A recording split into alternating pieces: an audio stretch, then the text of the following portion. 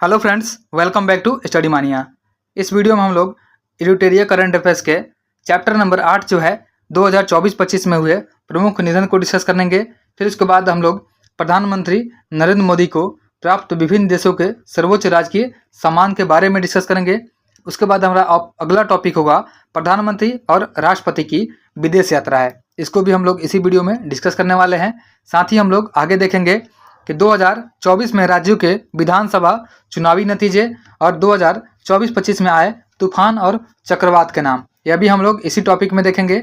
और हमारा एक और टॉपिक होगा कि 2024-25 में प्रमुख स्थानों के परिवर्तित नाम। इतने टॉपिक को हम लोग इसी वीडियो में डिस्कस करने वाले हैं। तो सबसे पहले हम लोग देखते हैं कि 2024-25 में हुए प्रमुख निधन। शुरू करते हैं। हमारा पहला टॉपिक जो है यह है कि 2024-25 में हुए प्रमुख निधन। देखिए, पहला है गिरिजा व्यास। तो गिरिजा व्यास जो है इनका निधन हो गया है। यह पूर्व केंद्रीय मंत्री एवं महिला आयोग की पूर्व अध्यक्ष रही हैं। याद रखेंगे कि गिरिजा व्यास जो है पूर्व केंद्रीय मंत्री एवं महिला आयोग की पूर्व अध्यक्ष रही हैं। उसके बाद है मनोज कुमार। मनोज कुमार जो है अभिनेता और फिल्म निर्माता रहे हैं।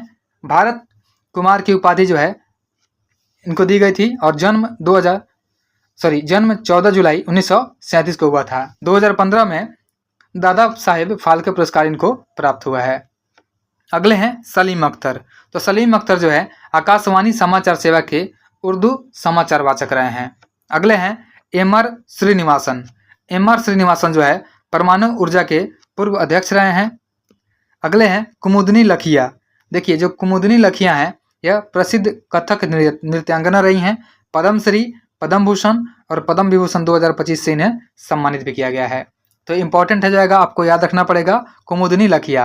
कुमुदनी लखिया जो है प्रसिद्ध कथक नृत्यांगना है। इनको पद्मश्री भी मिल चुका है, पद्म भूषण भी मिल चुका है और पद्म विभूषण 2025 से भी इन्हें सम्मानित किया जा चुका है। अगले हैं पोप फ्रांसिस।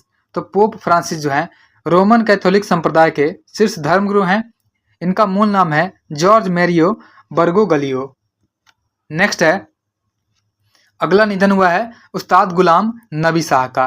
तो उस्ताद गुलाम नबी शाह जो है यह प्रसिद्ध कश्मीरी लोक गायक हैं और संगीत जगत में हमले बुलबुल के नाम से प्रसिद्ध हैं। तो याद रखेंगे कि उस्ताद गुलाम नबी शाह जो हैं हमले बुलबुल के नाम से प्रसिद्ध हैं और यह कश्मीरी लोक गायक हैं। अगले हैं विजय रूपानी। विजय रूपानी जो है यह गुजरात के पूर्व मुख्यमंत्री रहे थे 2016 से 2021 के बीच में। अहमदाबाद हवाई हमले में इनका निधन हो गया है। उसके बाद है बाबा शिवानंद। तो बाबा शिवानंद जो है आध्यात्मिक गुरु हैं। 2022 में पद्मश्री से सम्मानित किए गए थे और 128 वर्ष की आयु में वाराणसी में इनका निधन हो गया है। नेक्स्ट है के.वी. राबिया। के.वी. राबिया जो हैं ये केरल के सामाजिक कार्यकर्ता हैं जिनको 2022 में पद्मश्री दिया गया था। इनका भी निधन हो गया है। अगले हैं राजमनचंदा। राजमनचंदा जो है स्क्वैश के दिग्गज खिलाड़ी रहे हैं। इनका भी हाल ही में निधन हो चुका है। नेक्स्ट है जोधैया बाई। जोधैया बाई जो है प्रसिद्ध बैगा आदिवासी कलाकार हैं। इनको पद्मश्री 2023 से सम्मानित किया गया है। नेक्स्ट है जाकिर हुसैन। तो जाकिर हुसैन का नाम याद रखेंगे कि विख्यात तबला वादक हैं। 5 ग्रैमी पुरस्कार विजेता रहे हैं जाकिर हुसैन और पद्मश्री 1988 में दिया गया था इनको। पद्म भूषण 2002 में दिया गया था और पद्म विभूषण 2023 में दिया गया था। तो यह बहुत ही इंपॉर्टेंट हो जाएंगे जाकिर हुसैन। इनको याद रखेंगे कि यह तबला वादक हैं। 5 ग्रैमी पुरस्कार विजेता रहे हैं। पद्मश्री 1988 में, पद्म भूषण 2002 में और पद्म विभूषण 2023 में इन्हें प्रदान किया गया है। नेक्स्ट है श्रीमती तुलसी गौड़ा। तो तुलसी गौड़ा जो है कर्नाटक के वृक्ष माता के नाम से प्रसिद्ध हैं। याद रखेंगे कर्नाटक के वृक्ष माता के नाम से प्रसिद्ध हैं श्रीमती तुलसी गौड़ा। नेक्स्ट है नवीन चावला। नवीन चावला जो है पूर्व मुख्य चुनाव आयुक्त रहे हैं 2009 से 10 में। उसके बाद है ओम प्रकाश चौटाला। ओम प्रकाश चौटाला जो है हरियाणा के पूर्व मुख्यमंत्री रहे हैं। इनका भी निधन हो चुका है। उसके बाद है पूर्व प्रधानमंत्री मनमोहन सिंह। पूर्व प्रधानमंत्री मनमोहन सिंह जो है इनका निधन हुआ है 25 दिसंबर 2024 को। 92 वर्ष की उम्र में इनका निधन हो गया है। इनका जन्म जो है 26 सितंबर 1932 को पंजाब प्रांत के गाह गांव में हुआ था और 2004 से 14 तक जो है भारत के 14वें प्रधानमंत्री रहे हैं। 1991 से 96 के बीच भारत के वित्त मंत्री रहे हैं और 1998 से 2004 के बीच जो है राज्यसभा में विपक्ष के नेता भी रहे हैं और 1987 में इनको पद्म विभूषण भी दिया गया था। उसके बाद है जिमी कार्टर।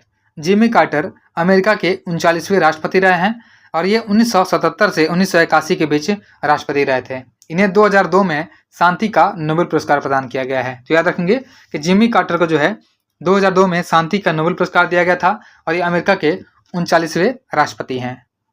उसके बाद है डॉक्टर के कस्तूरीरंगन।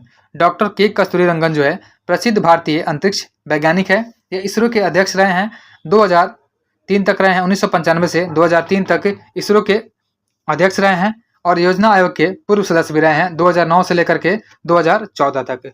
के कस्तूरीरंगन को पद्मश्री 1982 में दिया गया था, पद्म भूषण 1992 में दिया गया था और पद्म विभूषण 2000 ईस्वी में दिया गया था। नेक्स्ट है विवेक देवराय। विवेक देवराय का भी निधन हो गया है। यह प्रधानमंत्री के आर्थिक सलाहकार परिषद के अध्यक्ष रहे हैं। उसके बाद है कुकी डाकनसन। कुकी डाकनसन जो है विश्व की पहली विश्व सुंदरी रही है। तो याद रखेंगे विश्व की पहली विश्व सुंदरी कुकी डाकनसन का भी हाल ही में निधन हो चुका है। अगली हैं शारदा सिन्हा। तो शारदा सिन्हा जो है लोक गायिका है, बिहार कोकिला के नाम से प्रसिद्ध हैं। शारदा सिन्हा पद्मश्री दिया गया उनको 1991 में, पद्म भूषण 2018 में, पद्म विभूषण 2025 से इन्हें सम्मानित किया गया है। पद्म विभूषण दिया गया इनको मरणोपरांत प्रदान किया गया है। उसके बाद है रतन टाटा। रतन टाटा टाटा सन्स के पूर्व चेयरमैन हैं। पद्म भूषण 2000 में दिया गया था इनको, पद्म विभूषण 2008 से भी इनको सम्मानित किया गया था। साथ ही याद रखेंगे उसके बाद है गोदावरी दत्त। देखिए गोदावरी दत्त का भी निधन हो गया है। यह मिथिला पेंटिंग से संबंधित है। 2019 में इन्हें पद्मश्री से सम्मानित किया गया है। नेक्स्ट है सुशील कुमार मोदी। सुशील कुमार मोदी जो है बिहार के पूर्व मुख्यमंत्री रहे हैं और प्रथम बार जो है 2005 में बने थे। 1990 में पटना कुमरार विधानसभा क्षेत्र से निर्वाचित हुए हैं और 2020 में राज्यसभा के लिए निर्विरोध चुने गए थे। मरणोपरांत इनको पद्म भूषण 2025 से सम्मानित किया गया है। अगला चैप्टर है हमारा प्रधानमंत्री नरेंद्र मोदी को प्राप्त विभिन्न देशों के सर्वोच्च राजकीय सम्मान। तो देखिए सबसे पहले जो है देश का नाम दिया हुआ है, फिर उसके बाद सम्मान का नाम है, फिर उसके बाद तिथि दिया हुआ है। तो नामीबिया में जो है नामीबिया का सम्मान दिया गया है प्रधानमंत्री को order of the most ancient Welwitschia Mirabilis. यह 9 जुलाई 2025 को प्रधानमंत्री मोदी को प्रदान किया गया है।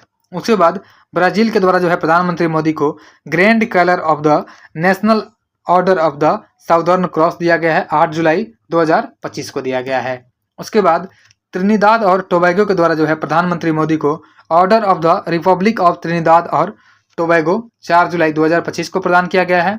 उसके बाद घाना के द्वारा जो है officers of the order of the star of घाना के से सम्मानित किया गया है, 3 जुलाई 2025 को सम्मानित किया गया है।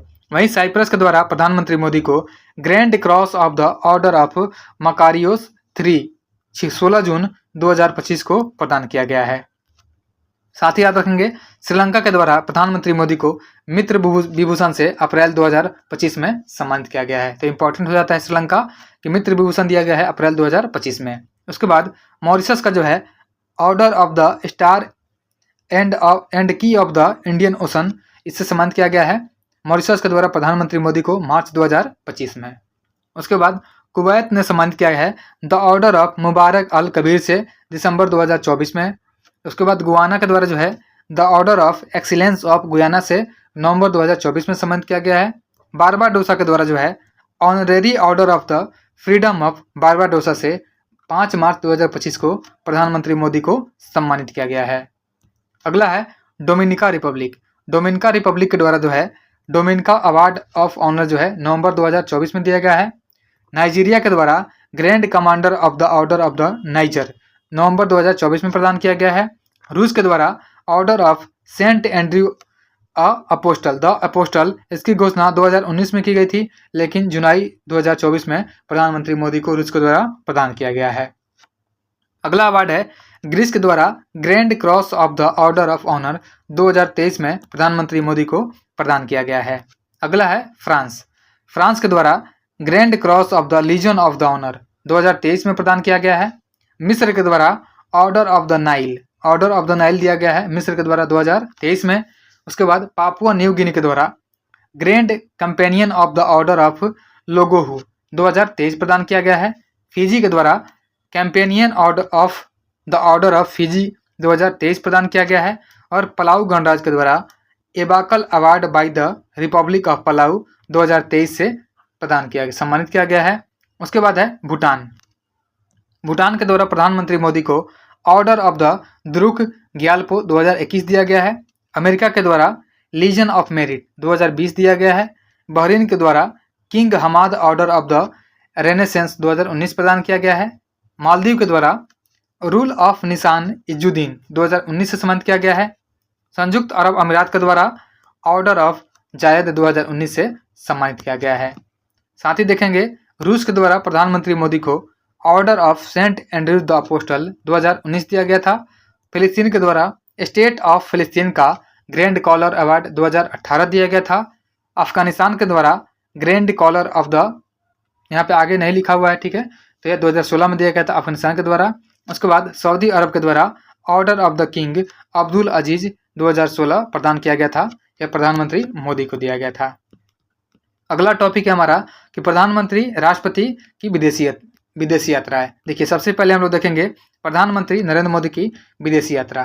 देखिए 2 से 9 जुलाई 2025 को प्रधानमंत्री घाना, त्रिनिदाद और टोबैगो, अर्जेंटीना, ब्राजील और नामीबिया की यात्रा पर गए हुए थे। 15 से 19 जून 2025 को साइप्रस, कनाडा और क्रोएशिया की यात्रा पर थे। 22 अप्रैल 2025 को सऊदी अरब की यात्रा पर गए थे। 3 से 6 अप्रैल 2025 को थाईलैंड और श्रीलंका की यात्रा पर गए हुए थे। उसके बाद 11 से 12 मार्च 2025 को मॉरिशस की यात्रा पर थे। 10 से 14 फरवरी 2025 को फ्रांस और अमेरिका की यात्रा पर थे। 21 से 22 दिसंबर 2024 को कुवैत की यात्रा पर थे। उसके बाद 16 से 21 नवंबर 2024 को नाइजीरिया, ब्राजील और गुयाना की यात्रा पर गए हुए थे। 22 से 23 अक्टूबर 2024 को प्रधानमंत्री मोदी रूस की यात्रा पर थे। उसके बाद है 10 से 11 अक्टूबर 2024 को प्रधानमंत्री मोदी लाओस की यात्रा पर थे। 21 से 23 सितंबर 2024 को अमेरिका की यात्रा पर थे। 3 से 5 सितंबर 2024 को ब्रुनेई और सिंगापुर की यात्रा पर थे। और 21 से 23 अगस्त 2024 को पोलैंड और यूक्रेन की यात्रा पर गए थे। आगे हम लोग देखते हैं राष्ट्रपति द्रौपदी मुर्मू की विदेशी यात्राएं। देखिए राष्ट्रपति जो गई थी 25 से 26 अप्रैल 2025 को इटली और वेटिकन सिटी की यात्रा पर थी। 7 से 10 अप्रैल 2025 को पुर्तगाल और स्लोवाकिया की यात्रा पर थी। 13 से 19 अक्टूबर 2024 को अल्जीरिया, मॉरिटानिया और मलावी की यात्रा पर रही थी। उसके बाद जो है 5 से 10 अगस्त 2024 को फिजी, न्यूजीलैंड और तिमोर लेस्टे की यात्रा पर रही थी। अगला पॉइंट हम लोग देखने वाले हैं कि 2024 में राज्यों के विधानसभा चुनाव के नतीजे। देखिए सबसे पहले राज्य का नाम है, फिर विधानसभा सीट का दिया हुआ है, कितना विधानसभा सीट है, और जीते गए सीट के बारे में दिया हुआ है सबसे बड़ी पार्टी। तो सबसे पहले देखेंगे आंध्र प्रदेश। तो आंध्र प्रदेश का जो विधानसभा इलेक्शन हुआ वहाँ पे 175 सीट है और तेलुगु देशम पार्टी ने 135 सीटें जीती है। उसके बाद है उड़ीसा। उड़ीसा में 147 सीट है। विधानसभा में भारतीय जनता पार्टी के द्वारा 78 सीटें हासिल की गई है। उसके बाद है अरुणाचल प्रदेश। अरुणाचल प्रदेश में 60 विधानसभा की सीटें हैं। भारतीय जनता पार्टी के द्वारा 46 सीटें जीती गई है। नेक्स्ट है सिक्किम। सिक्किम में 32 विधानसभा सीट है और सिक्किम क्रांतिकारी मोर्चा के द्वारा 31 सीटें जो है हासिल की गई है। आगे देखते हैं आंध्र प्रदेश। देखिए आंध्र प्रदेश के मुख्यमंत्री बने हैं एन चंद्रबाबू नायडू, ये चौथी बार बने हैं, और उप मुख्यमंत्री जो है यह पवन कल्याण बने हैं। उसके बाद उड़ीसा में जो गवर्नमेंट बना है इसमें मुख्यमंत्री मोहन चरण मांझी बने हैं, पहली बार बने हैं, और उप मुख्यमंत्री कनक वर्धन सिंहदेव और प्रवर्ती परिदा बने हैं। उसके बाद है अरुणाचल प्रदेश। अरुणाचल प्रदेश के मुख्यमंत्री बने हैं पेमा खांडू, यह तीसरी बार बने हैं, लगातार तीसरी बार, और उप मुख्यमंत्री चौना मेन बने हैं। उसके बाद है सिक्किम। सिक्किम के मुख्यमंत्री बने हैं प्रेम सिंह तमांग, यह दूसरी बार बने हैं। साथ ही नोट में भी लिखा हुआ है कि सिक्किम और अरुणाचल प्रदेश विधानसभा चुनाव के नतीजे 2 जून को आए, जबकि आम चुनाव और अन्य विधानसभा चुनाव नतीजे जो है यह 4 जून को घोषित किए गए हैं। आगे देखते हैं हम लोग। अगला टॉपिक है हमारा कि वर्ष 2024-25 में प्रमुख स्थानों के परिवर्तित नाम को हम लोग याद रखेंगे। सबसे पहले पूर्व नाम दिया गया है, उसके बाद परिवर्तित नाम दिया गया है। तो जो गया जी है, गया का नाम बदल करके गया जी कर दिया गया है। बिहार के गया का नाम बदल करके गया जी रखा गया है।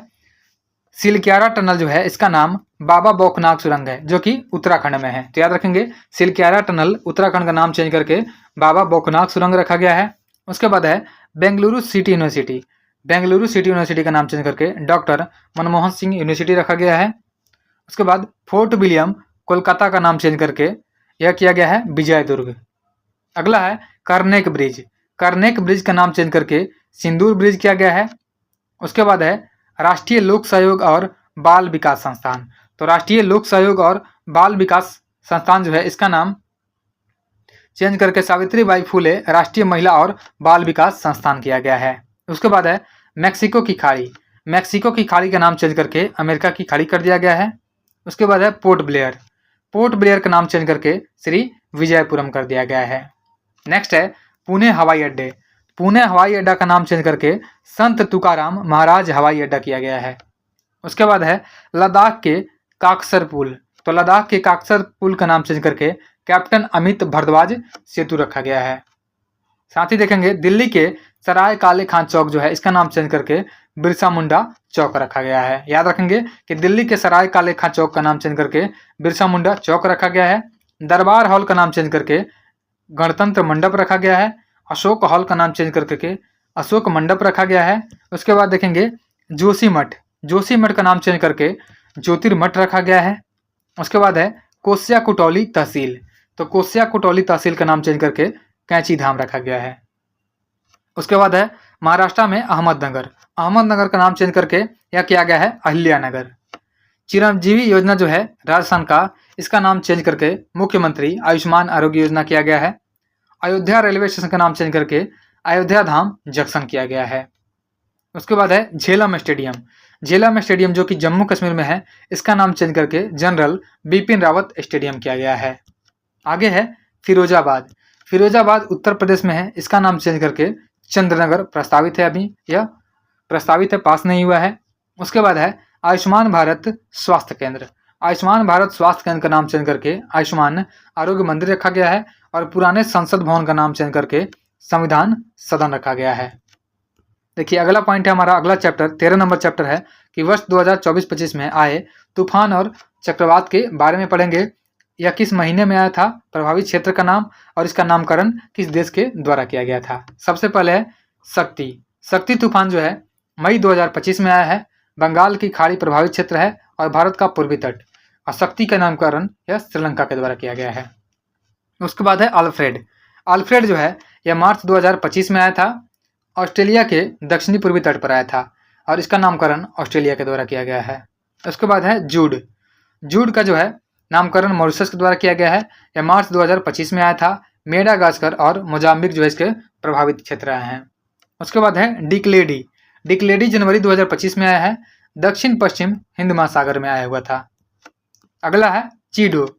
तो चीडो जो तूफान है यह दिसंबर 2024 में आया है। मोजाम्बिक इससे प्रभावित देश हो जाएगा और इसका नामकरण जो है मॉरिशस के द्वारा किया गया था चीडो। उसके बाद है राफेल तूफान। राफेल तूफान जो है नवंबर 2024 में आया है और इससे प्रभावित क्यूबा रहा है और इसका नामकरण जो है फ्रांस के द्वारा किया गया है। नेक्स्ट है सारा तूफान। तो सारा तूफान जो है नवंबर 2024 में आया था। होंडुरास देश जो है इससे प्रभावित रहे थे। उसके बाद है टाइफून यागी। तो टाइफून यागी जो है सितंबर 2024 में आया है। म्यांमार, लाओस और वियतनाम जो है इससे प्रभावित रहे हैं और टाइफून यागी नामकरण किया गया है जापान के द्वारा। अगला है टाइफून कोंगरे। तो टाइफून कोंगरे जो है यह नवंबर 2024 में आया था। ताइवान और फिलीपींस इससे प्रभावित देश हैं और कंबोडिया के द्वारा टाइफून कोंगरे का नामकरण किया गया है। नेक्स्ट है दाना।